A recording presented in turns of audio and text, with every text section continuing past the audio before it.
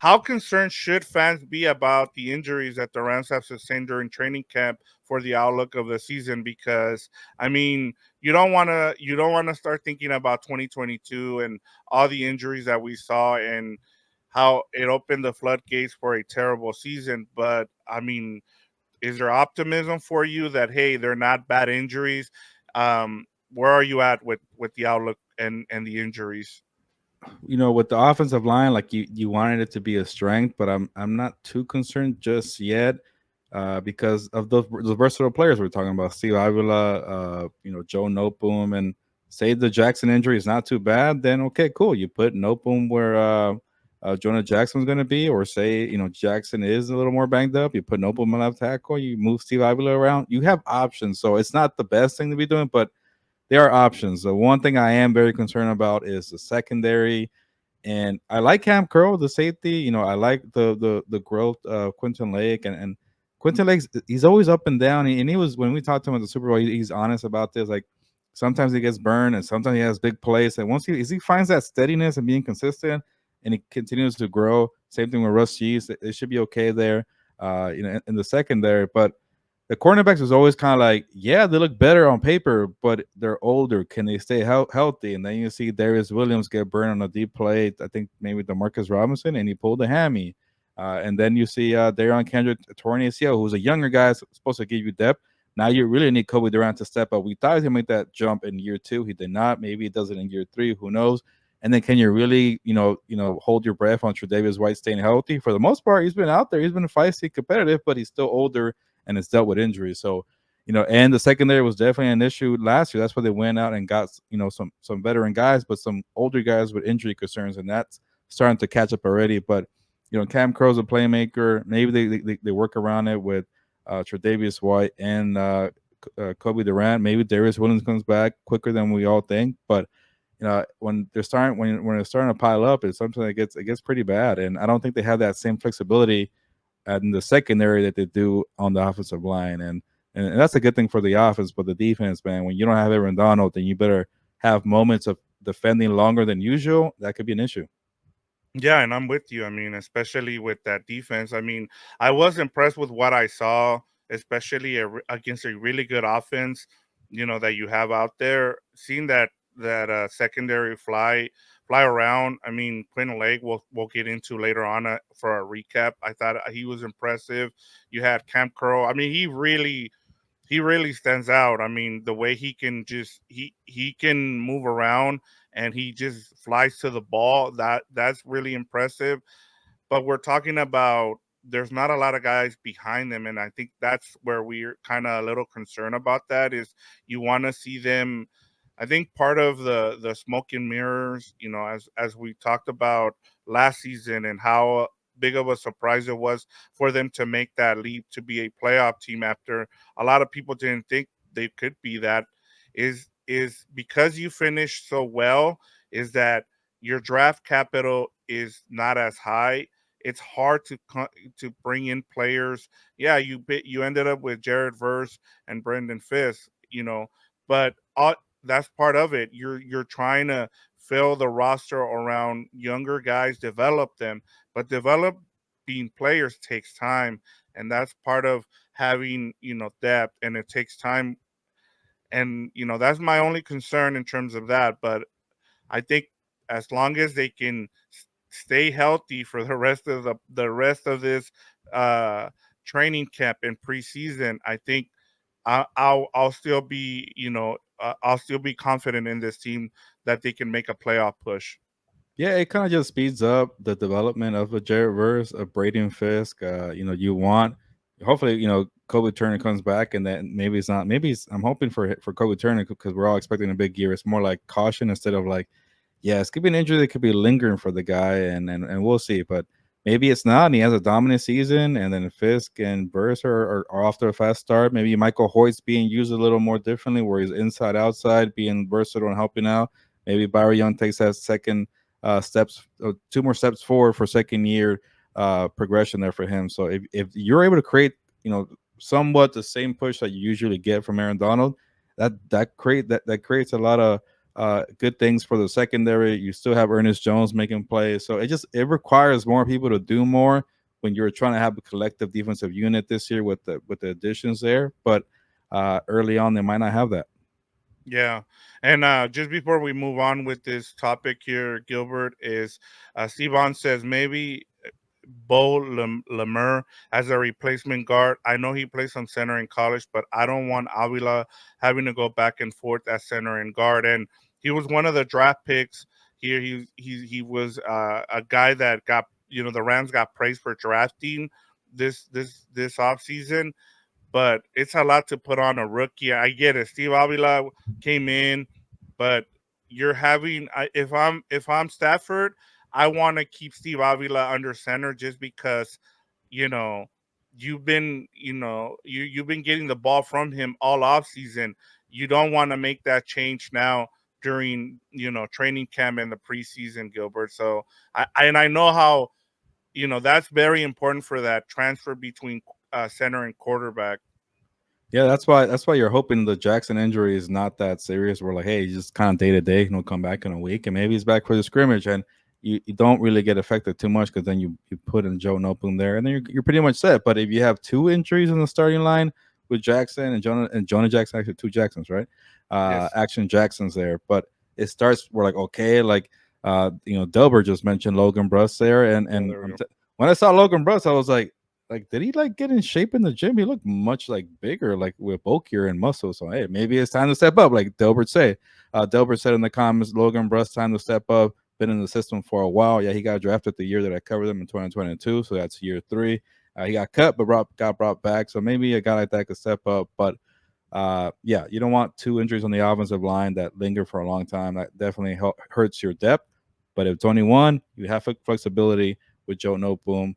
But I do know that Joe Noteboom has had his ups and downs as well. Yeah, and then we have Willie Bowen who says the LA Rams look solid this NFL season, horns up. So he's not concerned about the injuries, which is good to see because, like I said, we have to talk about this stuff because it can be a concern. Now, Gilbert, moving on to Matthew Stafford. As we said, we were there yesterday. We saw Matthew Stafford.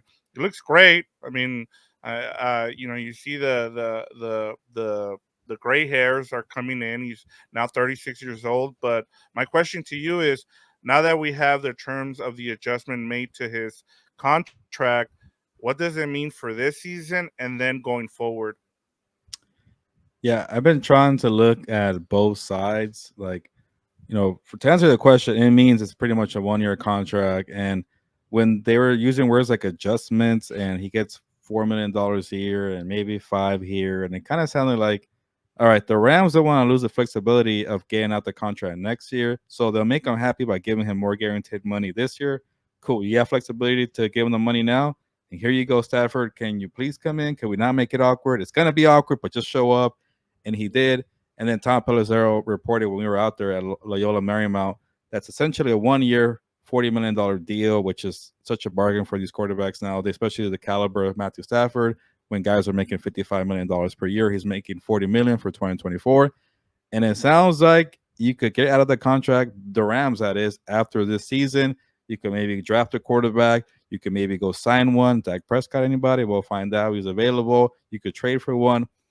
Who knows? So I'll say this. I feel like when you think about Tua, you think about Jordan Love, you think about Trevor Lawrence, like, and I get that Stafford is 36 years old and he's had some injuries, but in terms of career resume, Super Bowl champion, playoff victories, clutch performances, and going off of last year where he was, I think, a top five quarterback, he should be the one making the $55 million per year. Maybe not 5 years, maybe 2 years. I don't know. And the Rams didn't want to give that up. But here's where I get the Rams' point of view. A lot of teams, when there's a quarterback negotiations and there's contracts and you got to talk about it, they just cave. Like, all right, we got to compete with Patrick Mahomes. We got to compete for the Rams' sake. They got to compete with the 49ers who are loaded. Yeah, they got Brock Purdy who has question marks, but they're just a loaded team. You got to have a quarterback to compete. But it's always like, you got to have Joe Burrow. You got to have Josh Allen. So they just panic and just pay the quarterback because finding one is a hard job. It's even harder to find a Patrick Mahomes, but it's gotten to a point where teams don't even try anymore. Like, cool, we got somebody like a Daniel Jones who made $40 million per year, on his contract 2 years ago. It's like, He showed flashes, he showed potential. Let's keep riding this out because it's harder to go find one. It's harder to spend draft capital. It's harder to pay one on the open market. So people just cave, but they don't create options. They don't create flexibility. And I'm not gonna knock the Rams for creating flexibility. Say it does work out with Stafford next year, and hey, Stafford, you have nowhere else to go. Want to make it work again? Cool, let's pay you again. That's an option. Or hey, Stafford, actually, you look pretty old. I see Dak Prescott. I'll be able to go pay that guy. Or actually, Stafford, we just traded up for a top 10 pick in the NFL draft. See you later. We'll go draft one. Like teams got to start get in the scenario of creating options. And like, sometimes you are cornered and against the wall. But look at the Lions. Everybody made fun of them for getting Jared Goff, but they Yeah, created an option. They put pressure on Jared Goff when nobody believed on him, and he won a playoff or two playoff games, and he got paid. Look at the Buccaneers. They saw that Baker Mayfield had something decent with the Rams. They paid him like what $4 million for 1 year. They won a playoff game. Now he's making $33 million per year, which is still cheaper than some of yeah, these quarterbacks. Like, would you rather have Baker or Tua? It's actually debatable to me. I'm not gonna, yeah, I will think about it. Maybe I'll go with Tua, but it's debatable. All I'm trying to say is, from the team point of view, it's not bad to create an option. And the way I'm talking here, it kind of gives me more of a point of view for the Falcons. We gave them a lot of crap all off season for getting Kirk yeah, Cousins and getting Michael Penix Jr. Well, the created options is the most important position in the NFL. So I give them credit for that. I just don't get why you spend money in the same offseason and then go draft a quarterback. But look at the Packers. You had Aaron Rodgers, and everybody gave them crap because you had Aaron Rodgers and you drafted Jordan Love. Well, Jordan Love became that guy. So all I'm saying, it's okay to create options. And then at the same time with Stafford, I think he was deserving of big time money. But I don't think people should panic either way. Maybe they reassess at the end of the year and then make it work with Stafford, or maybe the Rams have options that are better than Stafford, and that's okay too. It's just a little awkward right now. They got it to work, and we'll see. It should be a fascinating story how it plays out. If Stafford struggles this year and the Rams aren't doing well, it's going to be a lot of drama. Or yeah. if they win and he plays well, then just re-sign him for a couple of years. I think it's going to end in a good way for the Rams.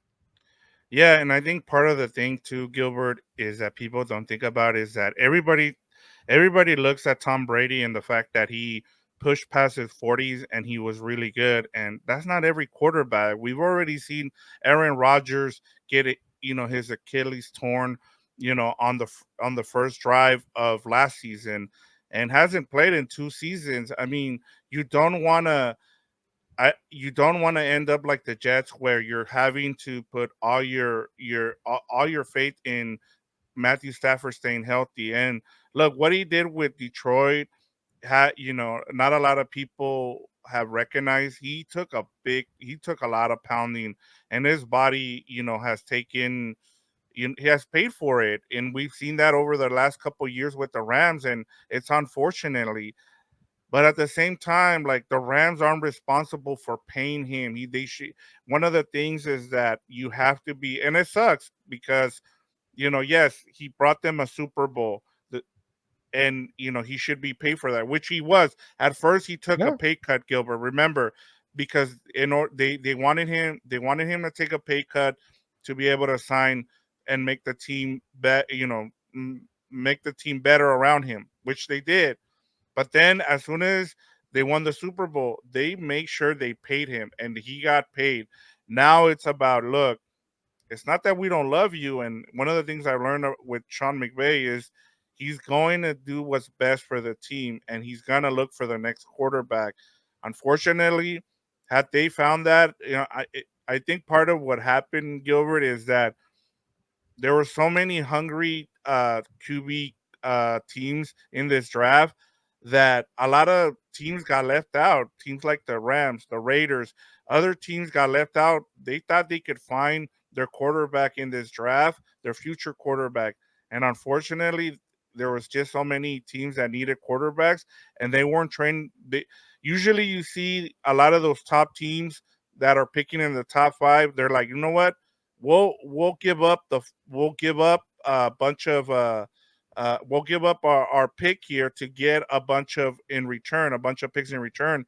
But a lot of those teams were like, no, we need our quarterback now, which I was kind of surprised by. But that's what happened, and it sucks. But that's where we find ourselves. I think we're on a year-to-year thing, as you talked about, Gilbert. Honestly, Victor, you talking about the contract that he got after the Super Bowl. It could be part of the reason why Stafford just kind of said, F it, I'll come in. They took care of me after the Super Bowl. We didn't have to fight back then. I really appreciate that. I'll give you guys the benefit of the doubt. You're going to take care of me if I do ball out this season. And credit to the Rams. People were making, you know, giving them crap for the contract because, oh, you paid him too soon, and look at him, he's all banged up and injured. And now it's like the contract's a bargain because all these guys Yep. got paid. So it's kind of like what we're seeing with wide receiver right now, where teams are paying their receiver earlier because they don't want to pay the high tab because going up and up and up. Maybe Les Snead thought 2 years ahead and saw all these young quarterbacks in the 2020 draft are going to break the bank, and let's lock up Yeah. our guy before it gets too late. So one, he got a discount, and two, he rewarded his player for doing what you're supposed to do, win the Super Bowl. So I think that might be part of it, Victor. Where like he was a little annoyed about the contract adjustment, an adjustment they call it, right? And he Right. showed up because of that, because it's like, hey, you've done right by me. Fine, we'll deal with it at the end of the season. It's okay with having options. Like if he hits the open market and he balls out with or without the Rams, he's gonna break the bank too. Oh Because yeah. we saw Kirk Cousins break the bank this past year, like even with an injury, a torn Yep. Achilles. So I think Stafford thought about his options and said, you know what, it's not the worst thing about playing on a contract here. And maybe the Rams said, I don't know how the contract is for older players because they're always tricky. Maybe there's a thing where like, hey, they can't even put the franchise tag on him so he could walk and make all that money. But that's a problem, I think, for Rams fans' point of view. Maybe don't worry about it because there might be a good plan in place. Like you don't want to be stuck where like, ah, crap, there's nothing here. It just seems like they're setting up for something just in case it doesn't work out. And if it does work out with Stafford, then maybe you sign him for another 2-year contract and he does get to play in the back end of his career like a Tom Brady. But another point there when you brought up the Patriots, Victor, like even when the Patriots had Tom Brady, they kept drafting quarterbacks every other year Yep. just in case they develop a good backup, they develop a potential starter in case Brady tears the ACL, Matt Castle anybody, or he gets suspended for 4 games, Jimmy G anybody, or becomes a trade asset where you trade Jimmy G or Matt Castle for a second round pick. Like it's Jacoby okay to have, Brissett. yeah, a perfect example. It's okay to have options at quarterback, and I just think for both sides, it seems like it was the right move. Yeah, and I'm with you. I just think that a lot of people get in. I they think it's a personal thing, and fans get involved here, and they think, well, why doesn't he want to just take a pay cut? It's not about that, man. The guy needs to get his money as well. He already took a pay cut, so I don't think it's personal on both sides, and they worked it out for this season. So I just want to share some of the comments that we've gotten on here on this topic. It says Stafford dilemma is his age works against his in the future plans. No doubt he's better than the top paid quarterbacks.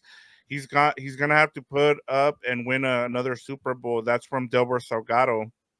Nothing wrong with pressure. Putting pressure in a quarterback, and I've been screaming about it. Like I get that Trevor Lawrence won a playoff game, and Love won one playoff game, two hasn't won a playoff game. But like, can you do something more? Can you be at least do what Joe Burrow did or Jalen Hurts and get to a Super Bowl? And it's like, again, like I think teams are just too scared not to have an above average quarterback. So hey, if Stafford did it once, hey, maybe he's okay with being uncomfortable and having to win a second one. He wants to be a great player. So when you get 2 Super Bowl rings, you become a legendary player.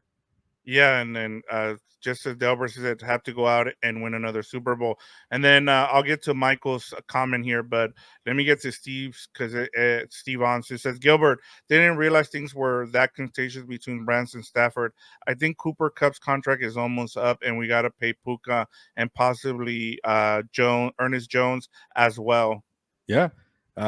Maybe the Rams are just kind of getting ready for a new era of Rams football. They already said goodbye to Aaron Donald. He retired. And, I remember last year when nobody was giving this team a chance because the only players they knew was Stafford, Donald, and Cup. And now they got old quick because the good thing, they got a lot of young players. And, like, you got to pay Puka. Maybe it's good to think about it early because he's going to break the bank, too, as well. Yep. Maybe you got to pay Kyron Williams, who was but keep in mind, Puka and Kyron, I know it's still a ways away, but when you're not a first round pick, you got to pay these guys quicker. The ones that become Yep. stars in the day 2, day 3 picks. So what was it? Two fifth round picks. Actually, Kyron Williams was year 3, Victor, if I'm not Yes. mistaken. Yeah, so he's So got one more year before free agency, which actually, the Blake Corum thing kind of makes sense yeah, too, like Gilbert. you Yes. could technically pay him after this year if you want to. So the guys who are not first round picks or their contract situations come up earlier, Puka and Kyra and these guys, and that's kind of the issue when you draft so well, right?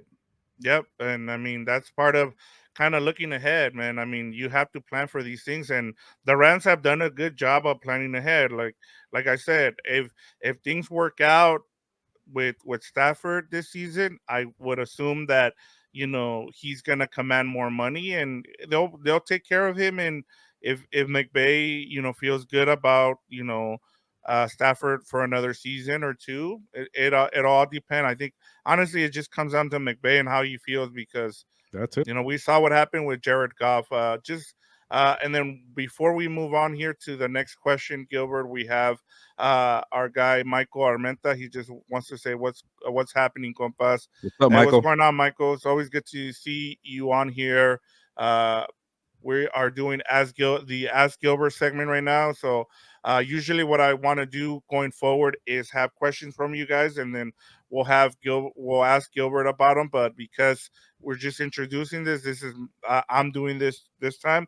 But to end on a positive note here with my third question here, Gilbert, what is a one player that has kind of stood out from your two visits at Rams camp so far in the last 2 weeks?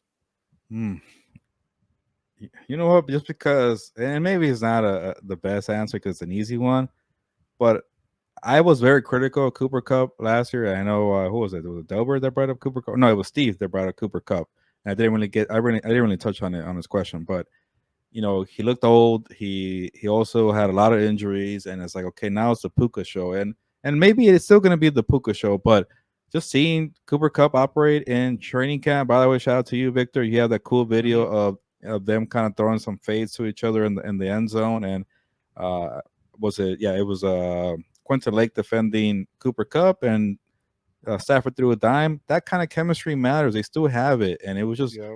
he just threw it up there, and he knew exactly where Cup was going to be, and he's been making plays all camp. Maybe he's healthier, maybe he's fresher, and that could maybe help out. And like I really like the trio of receivers they have. Like again, don't overlook Demarcus Robinson, Puka Nacua. Make sure to give him his flowers when I talk to him for my story at SI. So I think the Cup thing is, a dilemma with the contract is that he's maybe not the same elite wide receiver that he was in 21.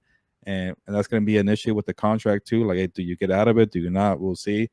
But I think he also knows it's going to be a big pressure year for him. And so far, I think he's going to be, he's shown that he's going to be ready for it. Yeah, and I mean, from what I saw on Tuesday, he looked like the old Cooper Cup. I mean, he didn't look like he has slowed down. He still has the quick feet. The route running is really good. And then just seeing him put the work in as well, like not just with the route running and as I talk about, but stretching and going through everything. Like that guy is still like, one of the hardest working guys out there. And I think the most impressive thing, Gilbert, might be the relationship that he has with Cooper Cup. It's easy for a franchise receiver like Cooper Cup, who's won the Triple Crown in 2021, to just be like, look, I don't want to pass this on. I don't want you to take my job.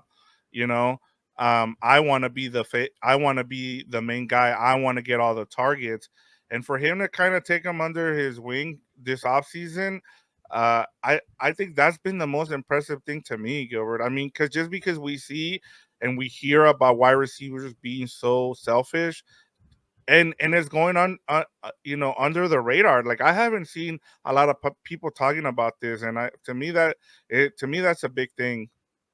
Yeah, no, I think it does matter when you could tell if somebody's going to be a star, but maybe you're not ready to ride off into the sunset just yet, and you take them under your wing. What do you call them? A tick or I guess Yeah.